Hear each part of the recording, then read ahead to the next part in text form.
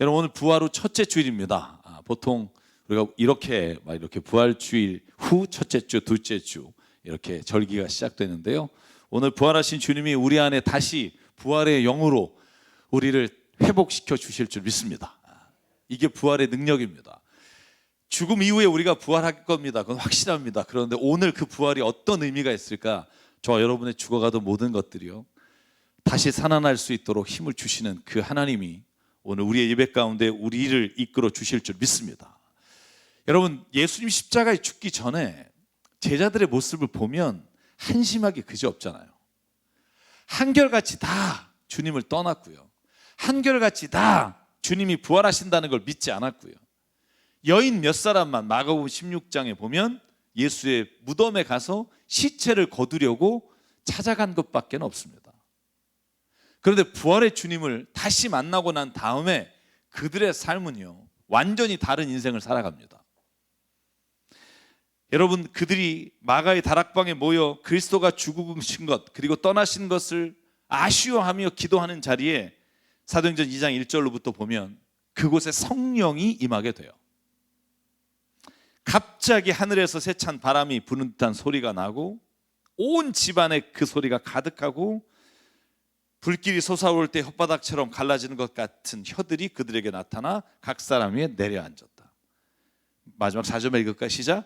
그들은 모두 성령으로 충만하게 되어서 성령이 시키시는 대로 각각 방언으로 말하기 시작하였다. 그리고 뭐가 되냐면 증인이 됩니다. 여러분, 제가 증인에 관해서는 여러 번 말씀드린 적이 있습니다. 증인이란 내가 목격하고 실제로 경험한 것을 가지고 법적인 책임을 지고 말하는 게 증인이에요. 나는 봤습니다. 내가 분명히 이게 이렇게 되는 걸 목격했습니다. 내가 이 일의 증인입니다. 내가 여기에 맹세합니다. 이게 증인이에요. 제자들은요, 증인이 됐습니다. 그 중에 가장 드라마틱하게 증인으로 바뀐 사람이 베드로예요. 여러분, 사람들이 방언을 가지고 시비 걸 때 14절부터 16절까지 베드로가 11사도와 함께 일어나 목소리를 높여서 엄숙하게 말합니다. 유대 사람들과 모든 예루살렘 주민 여러분, 이것을 아시기 바랍니다. 내 말에 귀를 기울이십시오. 지금 아침 9시입니다. 그러니 이 사람들은 여러분이 생각하듯이 술에 취한 것이 아닙니다. 이 말은 하나님께서 예언자 요엘을 시켜서 말씀하신 대로 된 것입니다. 여러분, 마태복음 27장의 베드로의 모습이 기억나시나요? 26장, 27장 그 비열하기 짝이 없는, 예수를 모른다고 조롱하며 한 여종 앞에서 처참하게 무너졌던 베드로가요, 온 예루살렘 주민들에게 말합니다. 내 말에 귀를 기울이십시오. 성령이 임하게 될 것이라는 예언이 이루어졌습니다. 사랑하는 여러분, 모든 그리스도인은 예수의 부활을 체험하고 성령의 은사를 체험하고 각자 흩어져 복음의 전달자가 됐습니다. 여러분, 오늘 부활을 체험한 우리에게도요, 이런 하나님의 영이, 하나님의 능력이 임하기를 주의 이름으로 축복합니다. 쉽진 않아요. 왜? 우리는 늘 세상과 마주하잖아요. 나를 절망시키려고 하고, 나를 넘어뜨리려고 하고, 나를 속이려고 하고, 나를 매일매일 사람들의 소리에 귀를 기울이다 보면 여러분, 이 마음이 무너질 때가 너무 많아요. 그래서 하나님이 오늘 각 사람에게 특별한 은사를 주셔서 서로가 다른 것을 통해 복음이 전달되게 하셨다는데 초점이 있습니다. 여러분, 저는 오늘 교회를 보면 이 다양성이라는 게 사라져버리는 안타까움이 있어요. 어떤 평균적인 신앙인의 모습을 정해놓고 이 평균적인 모습이 되지 않으면 그 사람은 올바른 그리스도인이 아니다라고 우리가 말을 하는 경우가 얼마나 많은지 몰라요. 예를 들면 제자훈련 같은 거예요. 초입부터 마지막 단계까지 마치지 않으면 뭘 하지 못한다. 틀린 말은 아니에요. 기본적으로 우리가 그리스도인으로서 무엇을 믿고 어떻게 고백하는지 중요해요. 그런데 그 안에 정말 수많은 사람들의 다양한 모습과 그가 가지고 있는 생각들과 그가 누리고 있는 삶의 자리를 보면 이 획일적인 것이 좋은 게 아니라고 저는 확신해요. 세상은요, 늘 사람에 대해서 어떤 평균치를 정해놓고 그 기준에 도달하지 못한 사람을 나고자라고 낙인을 찍어요. 어느 대학을 혹은 어떤 직업을 어느 정도는 갖추지 않으면 여러분의 사위나 며느리로 받아들이지 않으려고 해요. 이게 우리가 가지고 있는 기준치라는 거예요. 정해진 기준에 미달한 사람은 능력이 없다고 규정하고 교회에서도 그렇게 우리가 평가하는 경우가 얼마나 많은지 몰라요. 그런데 저는요, 여러분, 하나님은요 그런 분이 아니라고 믿어요. 하나님 우리를 창조하실 때는요 독특하게 창조하셨다고요. 각자마다 가지고 있는 아주 그 독특함을 하나님께서는 특별히 사랑하신다고요.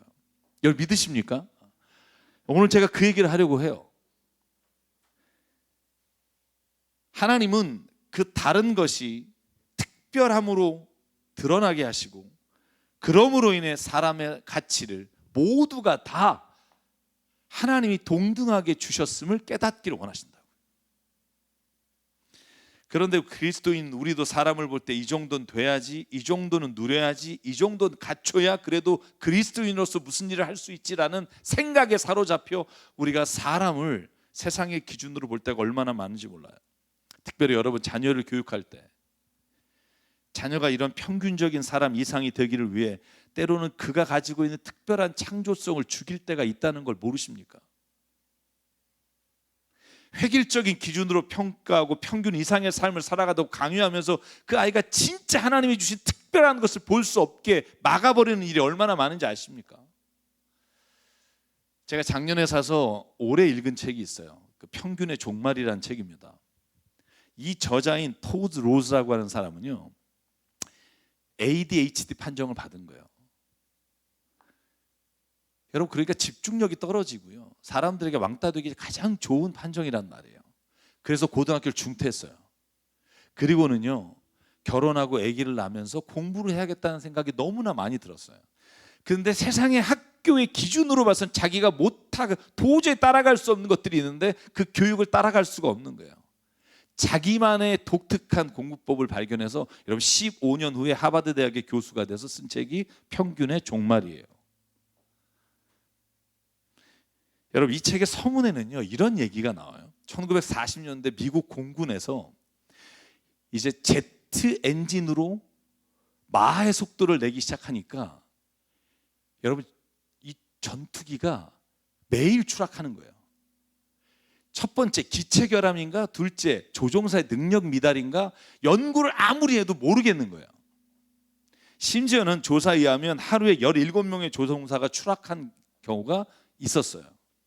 그러다 보니 이 마하의 속도를 이겨내려면 조종석이 어느 정도 평균치의 사람에게 맞춰서 만들어지지 않으면 이 조종사가 불편해서 떨어지나 보다. 그래서 미국에 있는 4,000명 정도의 조종사를 다 평균치를 10개 항목으로 조사했어요.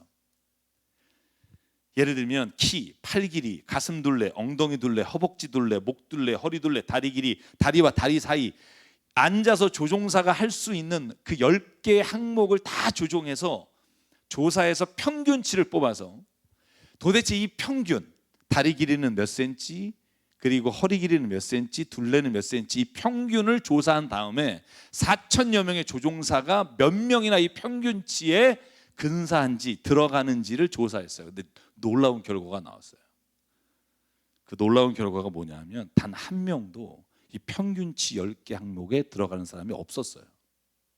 예를 들면 한 사람은 팔 길이는 평균치보다 길었고, 다른 사람은 8개는 다 맞는데 한 사람은 가슴 둘레는 평균치보다 작았고, 단 한 명도 10개의 평균치에 맞는 평균적 인간은 존재하지 않았다는 거예요. 토드 로즈가 뭘 말하려고 하냐면 모든 사람을 조사해서 평균으로 만든 평균값이 사실은 사람을 죽일 수 있다는 거예요. 어느 누구도 그 평균치에 가까운 사람이 존재하지 않는데 그 평균치에 맞추려고 우리는 애쓰고 평균치에 도달하기 위해 우리 스스로가 굉장히 노력하지만 이룰 수 없는 좌절감을 느끼게 되고,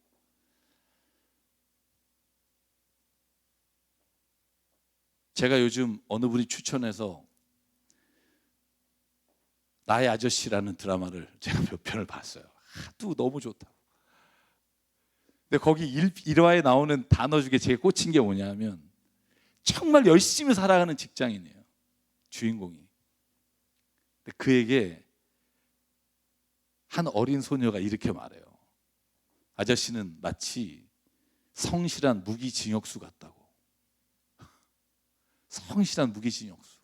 성실하게 사는데 도대체 뭘 위해서 사는지, 얼굴에 기쁨이 있는지. 여러분, 우리가 정해놓은 평균치를 따라서 살려고 애쓰고, 그래도 사람들이 인정하는 그걸 얻기 위해 우리가 목말라 하면서 달려가는데 도대체 우리가 그것을 통해 얻은 게 뭐냐고요.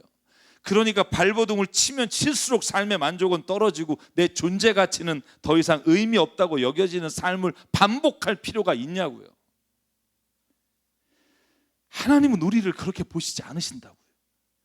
하나님은 우리를 보실 때 사람들이 정해놓은 평균값으로 보시는 게 아니라 하나님이 창조한 당신에게 주신 그 특별함을 보시고 우리를 오늘 부르시고 우리의 삶에 우리를 바라보시고 우리의 인생길을 그렇게 이끌어 가시기를 원한다고 저는 믿습니다. 다른 사람과 비교해서 내가 이 정도는 누리며 살아야지가 아니라 다른 사람에게는 없는 나만의 주신 그 독특함과 특별함이 다른 아무것도 없어도 내가 살만한 이유가 되고 살아가면서 힘이 되고 살아가면서 누군가에게 줄 수 있는 하나님의 사랑의 원천이 될 수 있는 거, 저 이게 하나님이 창조하신 세상 가운데 주신 아주 특별한 은혜라고 저는 믿습니다. 여러분, 오늘 저희가 읽은 본문 고린도서 12장이요, 우리가 은사장이라고 그래요. 은사, 성령의 은사에는 이런 것들이 있습니다. 여러분 한번 읽어볼까요? 8절부터 10절에 이렇게 나와요. 어떤 사람에게는 성령을 통해 지혜의 말씀을, 어떤 사람에게는 같은 성령을 따라 지식의 말씀을, 어떤 사람에게는 같은 성령으로 믿음을, 어떤 사람에게는 같은 성령으로 병 고치는 은사를, 어떤 사람에게는 기적을 하는 능력을, 어떤 사람에게는 예언하는 은사를, 어떤 사람에게는 영을 분별하는 은사를, 어떤 사람에게는 여러 가지 방언을 말하는 은사를, 어떤 사람에게는 방언을 통역하는 은사를 주십니다. 여러분, 그래서 은사를 영어로 spiritual gift라고 말해요. 때로는 special gift라고 말해요. 하나님이 주신 영적인 선물이에요. 누구에게나 똑같은 걸 주셔서 누가 잘하나 경연대회를 하는 게 아니라 어떤 사람에게는 그에게 독특한 하나님이 주신 그 특별함을 주셔서 그 특별한 사람이 모여서 아름다운 몸을 이루어가는 그 아름다움이 하나님이 창조하시고 세상을 보시면 토브, 너무 좋다. 똑같아서 좋은 게 아니라 그 다름 안에서 한 몸을 이루어가는 게 너무 좋다. 하나님이 우리를 본래 보신 게 그거라는 거예요. 다름이 너무 독특해서 좋은 것, 이게 하나님의 시선이에요. 그러니까 하나님은 하나님이 원하시는 대로 각 사람에게 은사를 주셨습니다. 그런데 이 세상의 아름다운 신비, 이것을 통해 사람들은 그 아름다움을 느끼는 게 아니라 다르다는 이유로 차별하는 이야기가 고린도서 12장 15절부터 나와요. 뭐라 그래요? 발이 말하기를 난 손이 아니니까 나는 네 몸에 속하지 않아. 그런다고 발이 몸에 속하지 않습니까? 귀가 말하기를 나는 눈이 아니니까 몸에 속하지 않아. 그런다고 귀가 몸에 속하지 않습니까? 21절 같이 읽어볼까요? 시작. 그러므로 눈이 손에게 말하기를 너는 내게 쓸데가 없다 할 수가 없고, 머리가 발에게 말하기를 너는 내게 쓸데가 없다 할 수 없습니다. 아멘. 너는 이 정도도 안 됐으니까 나하고 얘기할 상대가 아니다 라고 말하는 것이 하나님 보시기에 너무나 부끄러운 사람의 모습이에요. 여러분, 이건 성령의 은사에만 적용되는 게 아니라고 저는 믿어요.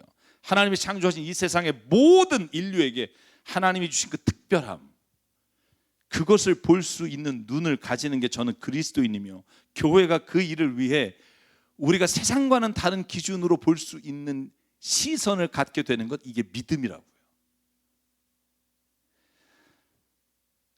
그 특별함을 보지 못하면 우리는 또다시 우성과 열성이라는 기준으로 사람을 나누고 열성을 도태시키고 우성을 더 활성화시켜야 한다는 나치의 생각들에 빠질 수도 있다는 위험을 보십시오. 여러분, 요즘 미국에서 일어나는 인종차별 범죄 너무나 잘 알잖아요. 지난 16일에 아틀란타에서 일어난 그 인종차별적 살인사건을 너무나 기억하잖아요. 여러분, 덴버에 제 친구 목사가 있어요. 여기 와서 설교도 한번 하신 그 최영락 목사님에서 1시간 거리에서 살인사건이 일어났대요. 두렵대요, 밖에 나가기가. 그런데 여러분 솔직히 말해서 우리나라는 안 그런가요? 제가 인권보호센터나 아니면 제가 설교 가고 있는 여주에 있는 혹은 어디에 있는 외국인 노동자분들 사례를 보면요, 결코 우리나라 사람이 미국에서 경험한 것보다 총이 없어서 그렇지 더 많은 차별을 대하고 있다는 걸 분명히 알아야 돼요. 불과 3, 40년 전에 차별당하는 입장에서 이제는 차별하는 입장이 돼서 우리의 생각들이 얼마나 바뀌었는지 아세요? 그래도 외국인들이 오니까 우리나라가 이렇게 돼 라는 말이 우리 입에서 공공연히 나와요. 서로의 다름을 인정하는 게 아니라 너와 나는 다르다는 이유로 차별하며 죽이려고 하는 세상이 하나님께서 바꾸시기 원하는 세상이며, 하나님이 본래 창조하신 하나님의 그 독특함과 특별함을 저는 우리 그리스도인이 세워가기를 원하신다고 믿습니다. 여러분, 그래서 고린도서 12장 18절에 보면 이 다양한 걸 누가 만들었는지 아니? 여러분, 이렇게 말하는 거예요.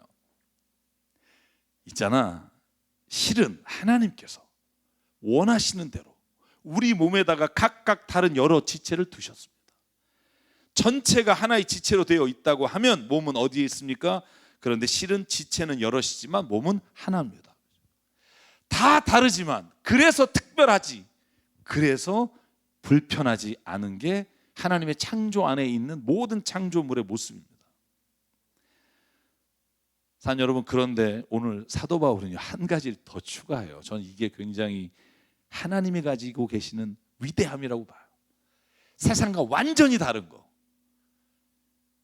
22절과 23절을 읽죠. 저는 이 말씀이 오늘 저에게 주신 하나님의 음성이 되길 바라요. 우리가 가는 곳마다 이런 마음으로 사람을 보기 원하고, 우리가 평균치로 생각하는 것이 아니라 하나님의 눈으로 볼 수 있기를 원해요. 22절 23절 같이 한번 읽을게요. 시작. 그뿐만 아니라 몸의 지체 가운데서 비교적 더 약하게 보이는 지체들이 오히려 더 요긴합니다. 그리고 우리가 덜 명예스러운 것으로 여기는 지체들에게 더욱 풍성한 명예를 덧입히고 볼품없는 지체들을 더욱더 아름답게 꾸며줍니다. 아멘. 하나님 보시기에는요, 인간 구실을 못한다, 저 사람은 왜 저러냐라고 말하는 그가 오히려 볼품 없어 보이지만 더 아름답게 이 몸을 꾸며주는 것을 볼 수 있어야 된다는 거예요.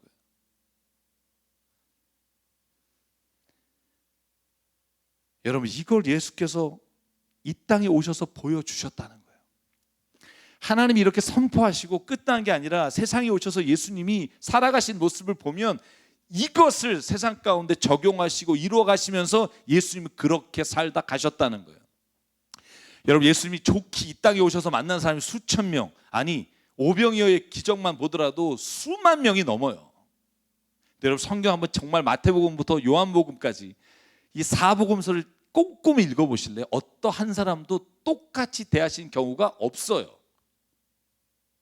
여러분, 우리는요, 사람이 이 정도는 돼야 하나님이 구원하시고 이 정도는 돼야 은혜를 주시고 이 정도는 돼야 자격이 된다고 생각해요. 근데 여러분, 성경은 놀랍습니다. 하나님은 한 번도 예수 그리스도를 통해서 그렇게 적용하신 적이 없어요. 어떤 사람이든 죄인이든 창녀든 세리든 세상이 볼 때 기준에 미달한 사람이 자기에게 오든 안 오든 그를 대할 때는요, 하나님이 그에게 향한 특별함을 가지고 대하셨다고요. 여러분, 다 볼 수는 없으니까 제가 하나만 가지고 볼게요. 영생과 구원, 치유에 대해서 예수께서 만나는 사람마다 적용한 기준이 달라서 때로는 헷갈릴 때가 있어요. 저에게 묻는 분이 있어요. 어떤 사람이 구원 얻습니까? 예수 그리스도를 믿는 사람이 구원받습니다. 그런데 예수님은요, 그것도 적용할 때 다 다양하게 적용하셨다는 거 아세요? 한번 볼래요? 여러분, 누가복음 19장이에요. 삭개오라는 사람이 있었습니다. 세리장이에요. 세리장이 뭐 하는 사람이에요? 유대인들에게 세금 뜯어서 로마에게 바치는 아주 나라 팔아먹은 사람이에요. 그런데 그 가운데 또 일을 띄어서 자기가 부자가 돼. 그 세리의 장이에요. 그 장급 되는 인간이 예수님이 지나간다니까 보고 싶어요. 그래서 키가 작아서 볼 수가 없어서 뽕나무 위에 올라갔습니다. 세관장이고 부자였다. 이 단어는요, 얼마나 이 사람이 모든 사람들로부터 손가락질을 당하는지를 알 수 있어요. 예수가 어떤 사람인지 보려고 애썼으나 키가 작아 볼 수 없었고 뽕나무에 올라갔을 때 5절에 예수께서 그를 쳐다보시고 말합니다. 삭개오야 어서 내려오너라. 오늘은 내가 너희 집에 묵어야겠다. 이것도 놀라운 일이죠. 죄인의 집에 오늘 내가 들어가겠다는 거. 여러분, 이 본문을 해석하면 너무 길어서 어쨌든 바리새인과 그 주변에 있던 사람들이 쑥덕거려 죄인의 집에 예수가 들어간다. 여러분, 근데 더 놀라운 건 6절부터 9절이에요. 삭개오가 얼른 내려와 기쁨으로 예수를 모시고 갔어요. 사람들은 수군거려요. 그런데 개의치 않으시고 8절, 삭개오와 독대하고 계시는데 삭개오가 이렇게 선포합니다. 주님 보십시오. 내 소유의 절반을 가난한 사람에게 나눠주겠습니다. 또 내가 누구에게서 강제로 뺏은 게 있으면 4배를 갚아주겠습니다. 예수께서 선포해요. 오늘 구원이 이 집에 이르렀다. 이 사람도 아브라함의 자손이다. 여러분, 이건요 충격적인 말이에요. 세일이는요, 제가 여러분에게 여러 번 말씀드렸어요. 법정에서 증언도 못 써요. 왜? 기본적으로 죄인이라 거짓말을 밥 먹고 사니까 네가 증언할 자격이 없다고 해서 세일이는요, 아무리 증언을 하려고 해도 증언도 못하는 사람의 집에 구원이 이르렀고 아브라함의 자손이라고 선포하는 거 보고 피가 거꾸로 흐르지 않겠습니까? 어떤 사람이 평균적으로 봐서 미달인 인간에게 구원을 선포하시는 예수가 마음에 들지 않죠. 예수님 뭘 보신 걸까요? 예수님 믿음을 보신 거예요. 이 사람이 평균적으로 어떻느냐를 보고 우리가 이 사람이 구원받을 만한 자격이 있느냐가 아니라 이 사람 안에 있는 하나님의 영과 그 믿음의 고백을 보시고 그를 구원의 자리로 선포해 주셨어요. 여러분, 그런데 재밌는 얘기가 바로 그 전장이에요. 누가복음 18장 읽어보시면 부자 관원 한 사람이 와서 예수께 똑같이 물어요. 어떻게 해야 영생을 얻겠습니까? 그러면 19장의 삭개오에게 적용한 기준을 적용해야겠죠. 절반만 팔아도 막 이 집에 구원이 이르렀다, 이 사람이 아브라함의 자손이다, 막 축복을 해야죠. 그런데 18장은 그러지 않아요.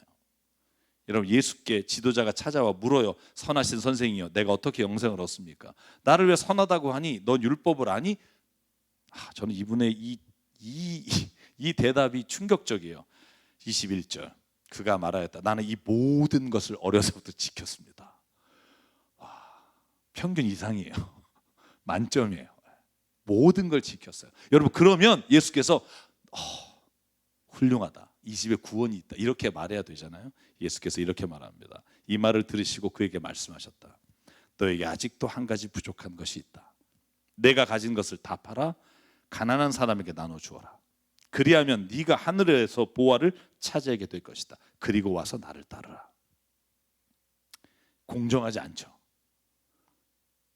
전 재산을 다 팔고 나를 따르래요.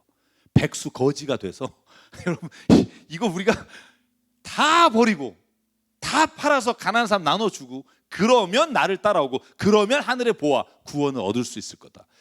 이건 제가 볼 때 공평하지 않아요. 이걸 공평하다고 생각하는 순간 여러분, 우리는 좀 이상한 사람이 돼요. 누군 반만 팔았는데도 막 구원이 이르렀다고 아브라함의 자손이라고 칭찬을 마다하지 않는데 전 재산, 그것도 율법을 다 지키고 산 사람에게. 이유가 뭘까요? 정확한 이유는 모르지만 예수님은 그의 마음을 뚫어보시고 그 개인이 가지고 있는 그 특별함과 독특함과 그가 가지고 있는 개별성을 보시고 한 분 한 분을 찾아가셔서 주님은 해답을 주시는 분이에요. 정답을 찾는 게 아니라 해답을 주시는 분. 제가 여러분 성경 공부할 때 말씀드린 거 있죠. 뭐 몇 명이 안 오시니까 들으신 분이 없겠지만 우리는요, the answer, 정답을 찾기를 원해요. 어떤 게 정답인지. 근데 예수님은요, solution, 해답을 찾아주세요. 각자마다 다른 그 해답을 하나님은 독특한 사람에게 각자에게 주신 음성을 듣게 하신다고요. 내가 저 사람만큼 이걸 안 하는데 내가 하나님 나를 이뻐하실까?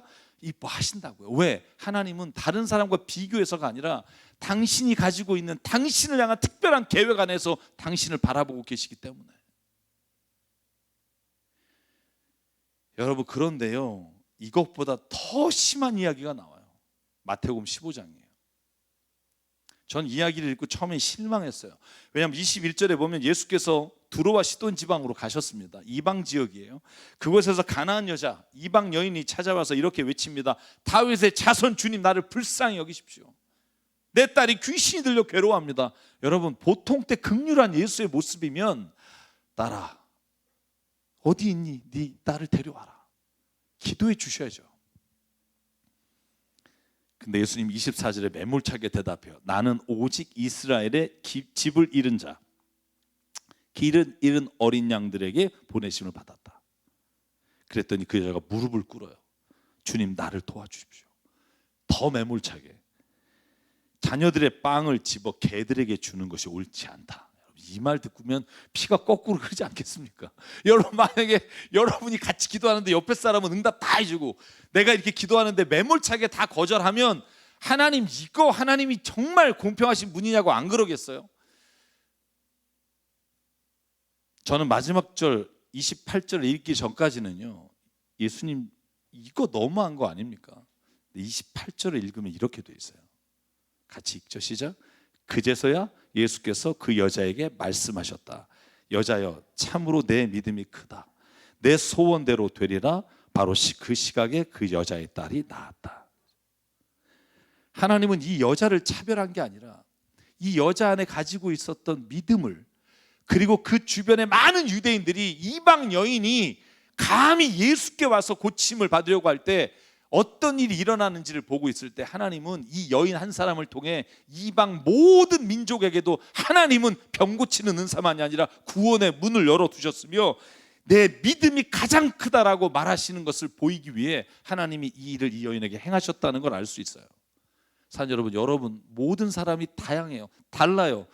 여러분, 그렇기 때문에 하나님의 임재하심과 하나님이 여러분을 향한 계획과 여러분의 인생을 이끌어 가시는 방법이 다르다는 것 인정할 때, 그때 우리 안에 세상의 기준이 아니라 하나님의 기준으로 우리 자신을 바라보면서 우리가 진정으로 하나님이 좋다고 하신 인생을 살아갈 수 있는 힘을 우리에게 부어주시는 줄 믿습니다. 여러분, 왜 우리가 하나님의 사랑을 받을까요? 평균 이상이라서? 천만의 말씀. 하나님이 사랑하시기 때문에. 예수님이 이 세상에 오셔서 모든 사람들에게 다 그걸 가르쳐 주고 원하셨어요. 넌 특별하단다. 그런데 우리는 그 복음을 받아들여서 또다시 획일된 기준으로 사람을 보고 자녀를 키워요. 저희 딸이 고3이잖아요. 고3인데 뭐 이렇게 일을 많이 하는지 몰라요. 갑자기 올해 초에 어려운 아이들 영어 가르치고 싶다고 해서 계획서를 뽑았는데 막 A4로 PPT를 만들어 왔어요. 그래서 제가 저희 교우분 중에 아동센터 하시는 권사님께 부탁했어요. 얘네들이 이거 하겠다는데 저는 계속 하다 말겠지. 근데 요즘 물어봤더니 너무 잘하고 있대요. 그래서 제가 그랬어요. 너 고3이다. 개별적으로 줌으로 영어로 그림 일기를 그려주고, 그러더니 또 저한테 견적서를 또 가져왔어요. 노숙자분들 편지 쓰는 운동을 자기가 시작했다고. 그래서 그걸 해서 4월 27일 날 제가 이 마석에 저희가 섬기는 공동체가 다리 밑에서 공연을 합니다. 그때 제가 가서 그분들에게 10분을 편지 쓰는 뭐 이런 운동을 하고 싶대요. 그래서 제가 그랬어요. 너 고3이다. 그러면서 무슨 생각이 있냐면, 얘가 좋아하는 거 살다가 하나님 앞에 가면 되는 거지. 여러분, 진짜 하나님 원하시는 게 뭘까요? 뭐 어느 정도의 기준이 되는 사람이 아니라 그 인생을 기쁘게 사는 사람. 여러분, 다른 사람이 모두가 다 존경하는 자리 혹은 모두가 다 부러워하는 자리에 앉아 있으면서 스스로가 성실한 무기징역수처럼 살아가길 원하실까요? 아니면 진짜 자기가 누리고 있는 그것 아무리 작아도 기쁘고 행복하게 살아가는 거 원하실까요? 여러분, 저는요, 제가 살아보니 알겠어요. 기쁨이란, 행복이란 거기서 오는 게 아니라 아무리 사람들이 보잘것없다 그래도 그걸 행하면서 누리게 되는, 내가 창조하신 분의 뜻을 따라 사는 그 마음이 얼마나 행복한 건지 몰라요. 여러분, 사도 바울도 마찬가지예요. 제가 시간상 길게 말씀을 안 드리고 줄일게요. 디모데와 디도라고 하는 아주 뛰어난 수제자 둘에게 한 사람은 할례를 시키고 한 사람은 할례를 시키지 않아요. 획일적으로 할례를 받아라라고 말하지 않아요. 여러분 사도행전 16장에 보면 바울은 더베와 루스드라에 들어가서 디모데를 만나요. 디모데의 어머니는 유대인이고 아버지는 헬라인이에요. 그런데 하나님께서 바울에게 디모데가 에베소 교회에서 목회를 하도록 하기 위해 이방인들 중심이 아니라 유대인 중심의 교회로 보내기 위해 그에게 할례를 시켜요. 3절에 보면 디모데를 데려다가 할례를 행했다. 그런데 디도는요, 여러분 우리가 아는 것처럼 그는 크레타 섬의 목사예요. 이방 지역의 섬에서 목회를 하고 있는 디도에게는 성경의 3절에 갈라디아 2장 3절 이렇게 말합니다. 나와 함께 있는 디도는 그리스 사람이지만 할례를 강요받지 않았습니다. 할례 시키지 않고 목회를 시켜요. 여러분 만약에 우리 교회 안에서요, 어떤 분에게는 이렇게 적용하고 있던 게 이렇게 적용, 목사님 막 이러고 막 핏대를 세우실 거예요. 그래도 공정해야죠. 공평하게 좋은 게 아니라 저는 각 사람에게 가장 맞는 것을 입히는 게 전 좋은 것이라고 생각해요.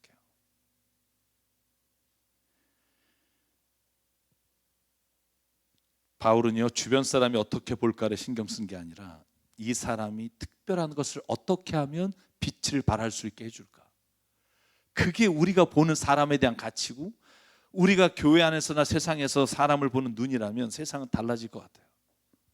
사랑하는 성도 여러분, 오늘 하나님의 창조와 은사를 주시는 방법이 이렇게 다양하고 특별한데, 우리가 세상을 보면서, 나 자신을 보면서 어떤 평균 이상의 삶을 살지 않거나 평균적이지 않은 것 때문에 고민하며 여러분 힘들어하는 삶을 살아가지 않길 주의 이름으로 축복합니다.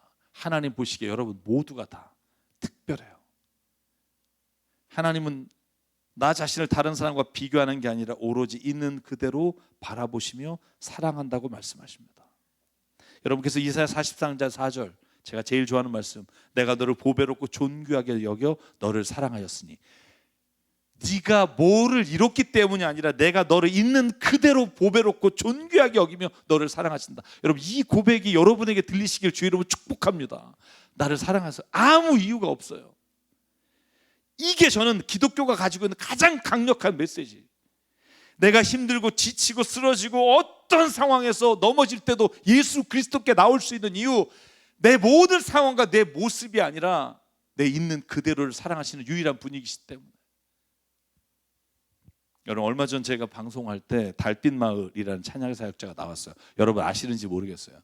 저는 그 찬양 처음 들었는데, 너를 선택한다라는 찬양이에요. 제가 부르고 싶은데 다음에 이분이 직접 와서 부르시기로 했으니까. 가사가 이래요. 귀하고 아름다운 나의 사람아, 나의 모든 마음을 너에게 준다. 나의 기쁨아, 나의 사랑아, 나는 언제나 너를 선택한다. 어떤 이가 세상을 다 준다 해도 나는 언제나 너를 선택한다. 내 모든 것을 포기하는데도 나는 너를 선택한다. 어디에 있든지 무엇을 하든지 상관하지 않고 너를 사랑한다. 내가 나를 사랑하지 않아도 상관하지 않고 너를 사랑한다. 나의 행복아, 나의 사랑아. 네가 잘난 사람이 아니어도 다른 사람들이 손가락질해도 난 항상 변함없이 나는 언제나 너를 선택한다. 어떤 이가 세상을 다 준다 해도 나는 언제나 너를 선택한다. 내 모든 것을 포기한데도 나는 너를 선택한다. 너를 사랑한다. 나는 너를 선택한다. 이런 찬양이에요. 이걸 듣고 얼마나 울었는지 몰라요. 이게 나라는 거. 네가 잘난 사람이 아니어도 손가락질을 해도, 와, 이게 하나님의 사랑이라는 거. 잊지 마십시오. 하나님은 이렇게 여러분을 바라보시고 이렇게 우리가 살아가길 원하시고, 이 시선으로 우리가 누군가를 보기 원하시고, 이 마음으로 세상에서 사람들을 바라보며 살아가길 원하십니다. 다르다는 게 부족함일 수 있으나 특별함으로 볼 수 있는 것, 전 성경이 우리에게 주신 인간을 바라보는 시선이라고 믿습니다. 자, 여러분 지금의 모습이 실망스러우십니까? 다른 사람과 비교해 보면 너무나 차이가 나서 감히 내가 이제 주님 앞에조차 나올 수 없습니까? 그렇지 않습니다. 하나님 오히려 그 모습 때문에 당신을 사랑하시고요, 그 모습 때문에 당신과 함께 있길 원하시고요, 그 모습 때문에 당신에게 오늘도 끊임없이 사랑한다고, 끊임없이 너밖에 안 된다고, 끊임없이 너 하나면 족하다고. 여러분, 그렇게 말씀하시는 그 하나님, 저는 그 하나님의 음성을 듣고 살아가는 삶과 그렇지 않은 삶이 너무나 다른 것을 내 자신의 인생에서 보게 돼요. 어제는 죽을 것 같았는데 하나님의 이 사랑한다는 말을 들으면 오늘 다시 살 수 있는 거, 여러분, 이게 오늘 우리를 향한 그리스도의 은혜며 하나님의 사랑입니다. 저는 그래서 이 찬양을 같이 부르려고 해요. 내 모습 이대로 사랑하시네, 연약한 그대로 사랑하시네. 내 모습 이대로 사랑하시네, 연약함 그대로 사랑하시네. 나의 모든 발걸음 주가 하시나니 날 인도하소서. 내 모습 이대로 사랑하시네, 연약함 그대로 사랑하시네. 나의 모든 발걸음 주가 하시나니 날 인도하소서. 우리 함께 고백할까요? 내 모습 이대로 사랑하시네, 연약함 그대로 사랑하시네. 나의 모든 발걸음 주가 하시나니 날 인도하소서. 아멘. 내 모습 이대로 사랑하시네, 연약함 그대로. 아멘. 사랑하시네. 나의 모든 발걸음 주가 하시나니 날 인도하소서. 주의 날개 아래 거하는 것, 주의 임재 안에 거하는 것, 나의 가장 큰 소망, 나의 가장 큰 은혜, 주와 함께 동행하느니 주의 날개 아래 거하는 것, 주의 임재 안에 거하는 것, 나의 가장 큰 소망, 나의 가장 큰 은혜, 주와 함께 동행하느니 주의 날개 아래, 주의 날개 아래 거하는 것, 주의 임재 안에 거하는 것, 나의 가장 큰 소망, 나의 가장 큰 은혜, 주와 함께 동행하느니 아멘. 주의 날개 아래 거하는 것, 주의 임재 안에 거하는 것, 나의 가장 큰 소망, 나의 가장 큰 은혜, 주와 함께 함께 동행하느니. 우리 시간 함께 기도하겠습니다.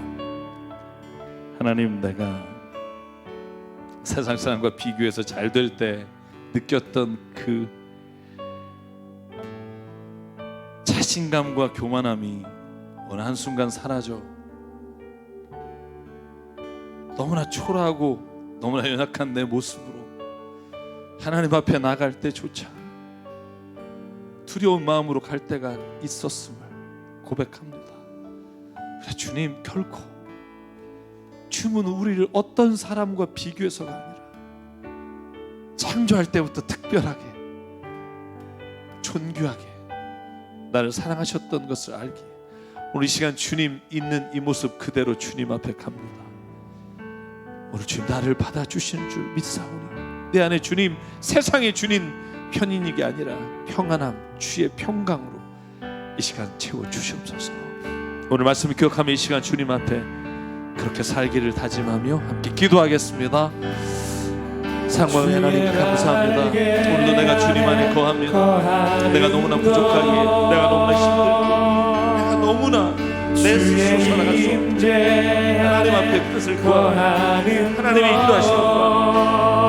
아버지 하나님, 나를 붙잡아 주시옵소서. 나의 이 모난 성격, 내가 알지 못하는 나의 부족함, 나의 교만함과 절망, 이 허무함과 안타까움, 예수 그리스도 안에서 산 소망을 주시옵소서. 아버지 하나님, 오늘도 내 안에 아직도 부끄러워하며 아직도 세상의 평균치를 따라 살아가며 이 정도는 누려야 행복하다고 우리가 스스로를 괴롭히는 삶을 아버지 하나님 이제 멈추게 하시고 주의 임재 안에, 주의 동행하심 안에 주님이 오늘 나와 함께 하시는 은혜가 얼마나 큰지를 보게 하여 주시고 그 마음을 따라 살 수 있는 하나님 역사하여 주시고 하나님 인도하여 주시옵소서.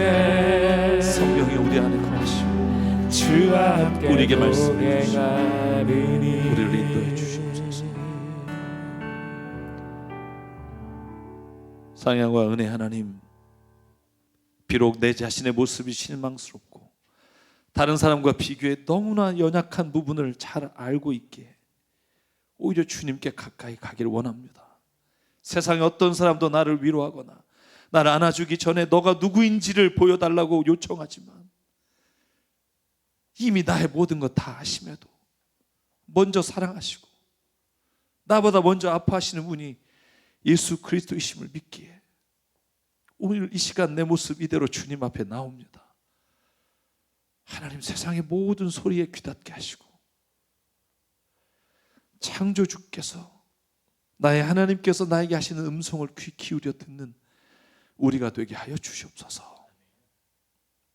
연약할 때 오히려 동행하기 원하시고 오히려 별 볼품 없는 지체를 더 귀하게 여기시는 주님이시기에 오늘 우리가 그 눈으로 우리의 자녀를 보기 원합니다. 우리가 누군가를 바라보며 그의 손을 붙잡아주는 인생이 되기를 원합니다. 아버지 하나님, 우리에게 그런 용기와 힘을 허락하여 주시옵소서. 우리에게 주신 생명과 시간과 달란트와 모든 물질이 주님이 주신 선물이며 그 선물을 오직 주님께 이 시간 드립니다. 하나님의 나라와 뜻을 위해 사용해 주시옵소서. 이제는 우리 주 예수 그리스도의 은혜와 하나님 아버지의 무한하신 사랑과 성령님의 감동, 감화, 충만, 교통, 위로하심이 한순간에 가장 괜찮은 사람으로 여기다가도 한순간 가장 낮은 자리에서 울고 있는 우리를 사랑하시는, 또한 그 사랑을 받고 살아가기를 원하는 여기는 한 분 한 분 머리 위에, 그 가정과 일터 위에 주님 세우신 새삼교회 위에 지금부터 영원토록 함께 하시기를 간절히 축원하옵나이다. 아멘.